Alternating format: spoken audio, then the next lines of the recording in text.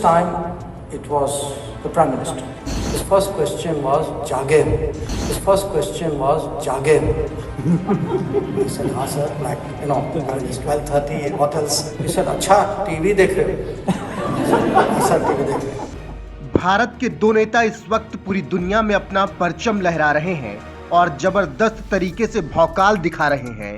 दुनिया के सामने वो पूरी ताकत के साथ हिंदुस्तान की अहमियत का एहसास करवा रहे हैं और इसी का नतीजा है कि दुनिया में अब कुछ भी होता है तो उस देश के लोग भारत की तरफ नजरें गड़ाए रहते हैं और भारत की दो शख्सियत से उन्हें बहुत ज्यादा उम्मीद होती है। एक हैं भारत देश के प्रधानमंत्री नरेंद्र मोदी और दूसरे हैं विदेश मंत्री एस जयशंकर। जी हाँ, श्रीलंका में त्राहिमाम हो तो उसे भारत याद आता है। रूस और यूक्रेन का युद्ध हो तो दोनों देश बीच बचाव के लिए भारत से उम्मीद करते हैं। अफगानिस्तान तबाही पर आता है तो तालिबान को भी भारत ही याद आता है। दरअसल भारत एक ऐसा देश है जो सबकी दिल खोलकर मदद करता है और उसके दुख में वो उसके साथ जरूर खड़ा रहता है। ताजा उदाहरण आप अफगानिस्तान का ही ले लीजिए। जब पिछले साल अफगानिस्तान पर तालिबान का राज आया तो पूरा देश तबाह हो गया, लोग दाने दाने के लिए मोहताज हो गए। ऐसे में भारत ने पड़ोसी होने का धर्म निभाया और अफगानिस्तान के लोगों के लिए एक एक चीज की मदद पहुंचाई और ये सब संभव हो पाया देश के प्रधानमंत्री नरेंद्र मोदी और विदेश मंत्री एस जयशंकर की बदौलत। इसके अलावा ऐसी सिचुएशन में भारतीयों को निकालने के लिए देश के प्रधानमंत्री सबसे आगे रहते हैं। वो चाहे रूस यूक्रेन की बात हो, अफगानिस्तान की बात हो, ऑपरेशन गंगा की बात हो, ऑपरेशन देवी शक्ति की बात हो या फिर कहीं से रेस्क्यू कराने की बात हो। प्रधानमंत्री नरेंद्र मोदी और एस जयशंकर तत्काल प्रभाव से अपने मिशन पर लग जाते हैं और भारतीयों को सुरक्षित लाकर उनके घर तक छोड़ते हैं। फिलहाल अब उन्हीं बातों को याद किया है भारतीय विदेश मंत्री एस जयशंकर ने और बताया है कि कैसे प्रधानमंत्री नरेंद्र मोदी ने अफगानिस्तान के मामले में एक एक पल की अपडेट रखी थी और कहा था कि जब तक एक एक भारतीय अपने घर न पहुंच जाए तब तक मिशन खत्म नहीं होना चाहिए और मुझे पूरी जानकारी पल पल की मिलनी चाहिए। बता दें कि विदेश मंत्री एस जयशंकर संयुक्त राष्ट्र महासभा यानी UNGA की बैठक में हिस्सा लेने के लिए अमेरिका पहुंचे हैं। इस दौरान उन्होंने अफगानिस्तान से भारतीयों को निकाले जाने के ऑपरेशन देवी शक्ति की कुछ यादें साझा की हैं। विदेश मंत्री ने उस पल को याद करते हुए बताया कि आधी रात बीत चुकी थी, मेरे पास प्रधानमंत्री का फोन आया। उनका पहला सवाल था, जागे हो क्या? मैंने उन्हें बताया कि भारतीयों को पहुंच रही मदद रास्ते में है। इसके बाद प्रधानमंत्री ने मुझसे कहा था कि जब ये पहुंच जाए तो मुझे कॉल करना। जयशंकर बोले उनका यही गुण दूसरों से उन्हें अलग करता है।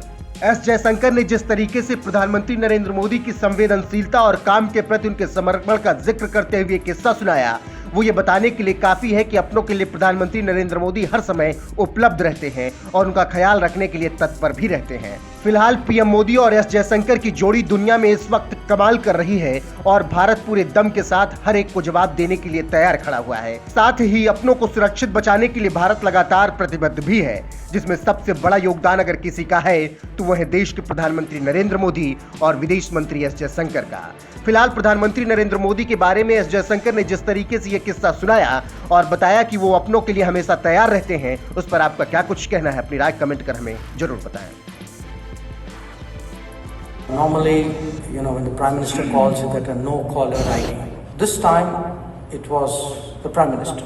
His first question was, Jage? He said, हाँ sir, like, it's 12:30, what else could I be doing other than being awake? Because in his life, that is probably natural. He said, अच्छा, TV देख रहे हो? हाँ sir, TV देख रहे हो। तो क्या हो रहा है वहाँ? And I still remember one day, it was around past midnight, and our consulate in Mazar-e-Sharif in Afghanistan was under attack, and we were using the phones, trying to figure out what happened. So this was Afghanistan of that era, so you had to kind of get a friendly warlord who would go in and help your people. So all of this was happening. You're juggling 4 phones, talking to everybody, keeping the courage up at that end. And the phone rang, my phone rang, and normally, when the Prime Minister calls, you get a no caller ID. Okay, so it sort of took me a bit by surprise. And but even on the no caller ID, usually somebody connects you. Okay, so this time it was the Prime Minister. Okay. And I mean, obviously he assumed I would recognize him rightly. And so his first question was, Jage ho? I said, हाँ sir, like, you know, I mean, it's 12:30, what else could I be doing other than being awake? Because in his life that is probably natural. He said, अच्छा TV देख रहे हो? I said, TV देख रहे हो. तो क्या हो रहा है वहाँ? So because he assumed that's exactly what I was doing. I said, नहीं सर, वो अभी अटैक चल रहा है, पर अभी help is on its way, etc. So exchange. So then he said, अच्छा जब खत्म हो जाएगा मुझे फ़ोन कर लेना. So I said, सर इसमें 2-3 घंटे और लगेंगे, तो जब हो जाएगा मैं आपके यहाँ बता दूँगा. So there was a pause. He said, मुझे फ़ोन कर देना. Okay.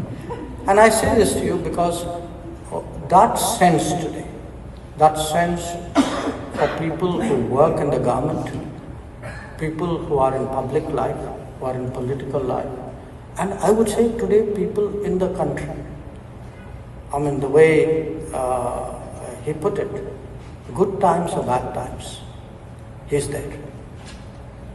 And politicians are always there in good times. Okay. So that's in many ways really the difference. The fact that when things are difficult, and we saw that during COVID.